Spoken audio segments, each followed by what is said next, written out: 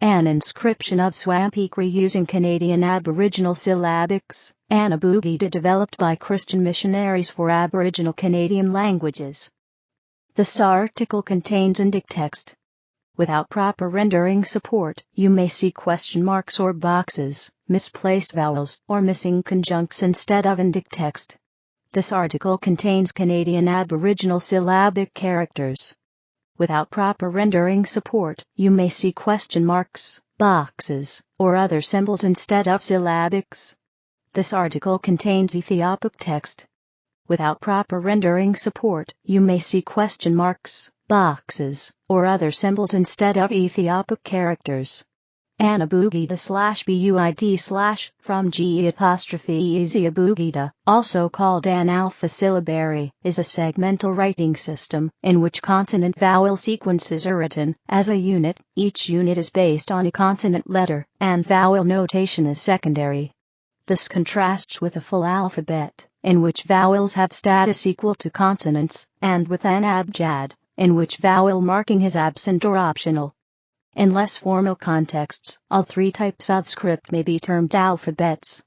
Abugidas include the extensive Brahmic family of scripts of South and Southeast Asia.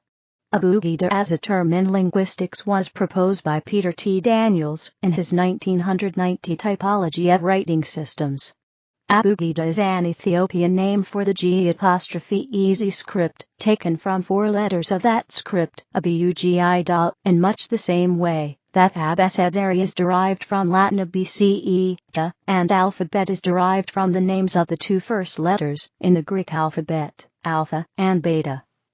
As Daniels used the word, an Abugida is in contrast with a syllabary, where letters with shared consonants or vowels show no particular resemblance to one another, and also with an alphabet proper, where independent letters are used to denote both consonants and vowels. The term alpha-syllabary was suggested for the Indic scripts in 1997 by William Bright, following South Asian linguistic usage, to convey the idea that they share features of both alphabet and syllabary. Abugidas were long considered to be syllabaries, or intermediate between syllabaries and alphabets, and the term syllabics is retained in the name of Canadian Aboriginal syllabics. Other terms that have been used include neo-syllabary, Thevrier 1959, pseudo-alphabet, Householder 1959, semi-syllabary, Deringer 1968, the word that has other uses, and syllabic alphabet, Coolmas 1996. This term is also a synonym for syllabary. Writing systems. Description. In general, a letter of an Abugida transcribes a consonant. Letters are written as a linear sequence, in most cases left to right. Vowels are written through modification of these consonantal letters, either by means of diacritics, which may not follow the direction of writing the letters, or by changes in the form of the letter itself. Vowels not preceded by a consonant may be represented with a zero-consonant letter, modified to indicate the vowel, or separate letters for each vowel that are distinct from the corresponding dependent vowel signs. Consonants not followed by a vowel may be represented with a modification that explicitly indicates the lack of a vowel, virema. A lack of vowel marking, often with ambiguity between no vowel and a default inherent vowel. Vowel marking for a short or neutral vowel such as squaw, with ambiguity between no vowel and that short or neutral vowel.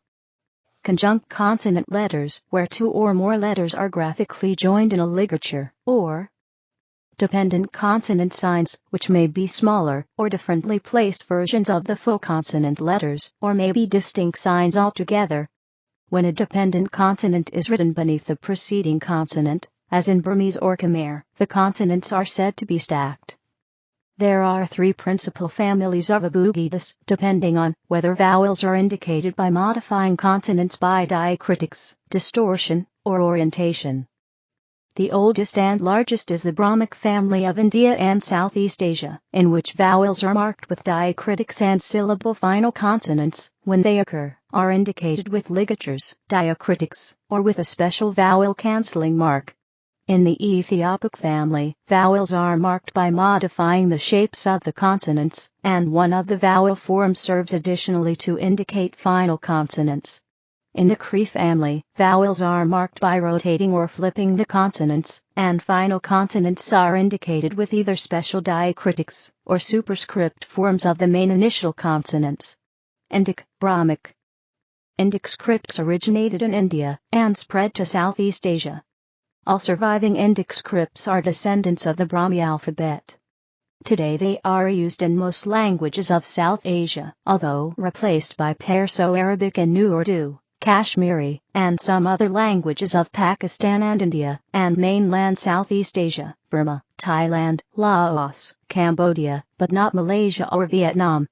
The primary division is into North Indic scripts used in northern India, Nepal, Tibet, and Bhutan, and Southern Indic scripts used in South India, Sri Lanka, and Southeast Asia.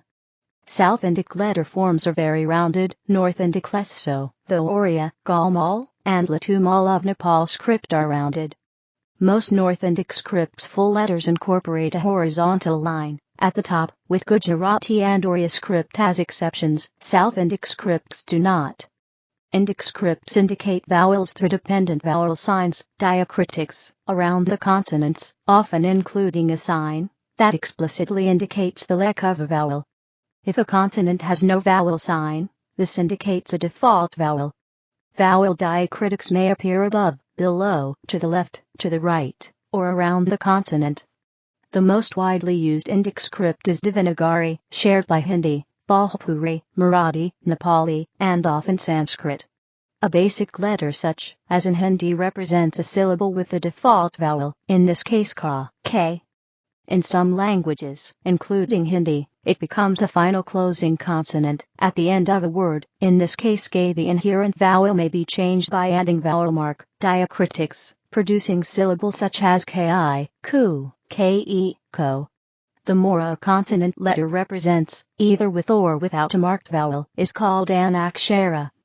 In many of the Brahmic scripts, a syllable beginning with a cluster is treated as a single character for purposes of vowel marking, so a vowel marker, like I, falling before the character it modifies, may appear several positions before the place where it is pronounced. For example, the game cricket in Hindi is crick. The diacritic for /I/ appears before the consonant cluster /kr/, not before the /r/. A more unusual example is seen in the Badak alphabet. Here the syllable bim is written bama I virama. That is, the vowel diacritic and virama are both written after the consonants for the whole syllable. In many Abugidas, there is also a diacritic to suppress the inherent vowel, yielding the bare consonant. In Devanagari, is k, and is l. This is called the virma, or halantam in Sanskrit. It may be used to form consonant clusters, or to indicate that a consonant occurs at the end of a word. Thus in Sanskrit, a default vowel consonant such as does not take on a final consonant sound. Instead, it keeps its vowel. For writing two consonants without a vowel in between, instead of using diacritics on the first consonant to remove its vowel, another popular method of special conjunct forms is used in which two or more consonant characters are merged to express a cluster, such as Devanagari. KLA. Note that some fonts display this as followed by, rather than forming a conjunct. This expedient is used by ISCII and South Asian scripts of Unicode. Thus a closed syllable such as KAL requires two aksharas to write. The wrong script used for the Lepcha language goes further than other Indic Abugidas, in that a single akshara can represent a closed syllable. Not only the vowel, but any final consonant is indicated by a diacritic. For example, the syllable sak would be written as something like s, here with an undering representing /o/ and an overcross representing the diacritic for final /k/. Most other Indic Abugidas can only indicate a very limited set of final consonants with diacritics, such as // or /r/, if they can indicate any at all. Ethiopic. The G'(easy script, an Abugida of Eritrea and Ethiopia. In Ethiopic, where the term Abugida originates, The diacritics have been fused to the consonants to the point that they must be considered modifications of the form of the letters. Children learn each modification separately, as in a syllabary. Nonetheless, the graphic similarities between syllables with the same consonant is readily apparent, unlike the case in a true syllabary. Though now an Abugida, the G'-easy alphabet, until the advent of Christianity, ca. Ad 350, has originally been what would now be termed an abjad. In the G'-easy Abugida, or Fidel, the base form of the letter, also known as Fidel, may be altered. For example, high H base form, Hu, with a right side diacritic that doesn't alter the letter, high, with a subdiacritic that compresses the consonant, so it is the same height, HH, or H, where the letter is modified with a kink in the left arm. Canadian Aboriginal syllabics.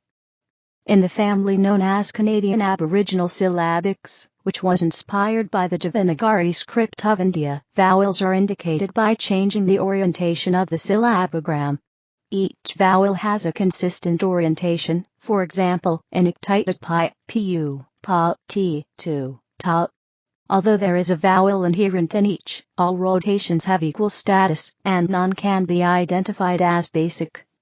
Bare consonants are indicated either by separate diacritics, or by superscript versions of the aksharas. There is no vowel killer mark, borderline cases. Vowel abjads. Consonantal scripts. Abjads are normally written without indication of many vowels. However, in some contexts like teaching materials or scriptures, Arabic and Hebrew are written with full indication of vowels via diacritic marks, harakat, nikw, making them effectively abugidas. The Brahmic and Ethiopic families are thought to have originated from the Semitic abjads by the addition of vowel marks. The Arabic scripts used for Kurdish in Iraq and for Uyghur in Xinjiang, China, as well as the Hebrew script of Yiddish, are fully voweled, but because the vowels are written with full letters rather than diacritics, and there are no inherent vowels, these are considered alphabets, not abugidas. Fagspa. The Imperial Mongol script called Fagspa was derived from the Tibetan Abugida, but all vowels are written in line rather than as diacritics. However, it retains the features of having an inherent vowel / and having distinct initial vowel letters. Pehawa. Pehamong is a non-segmental script that indicates syllable onsets and rhymes, such as consonant clusters and vowels with final consonants. Thus it is not segmental, and cannot be considered an Abugida. However, it superficially resembles an Abugida with the roles of consonant and vowel reversed.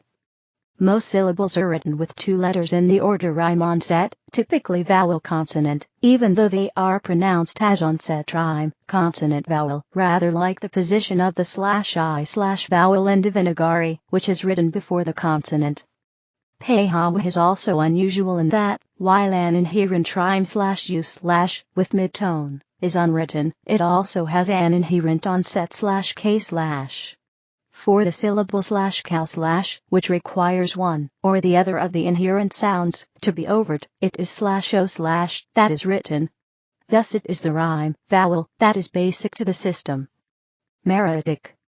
It is difficult to draw a dividing line between abugidas and other segmental scripts.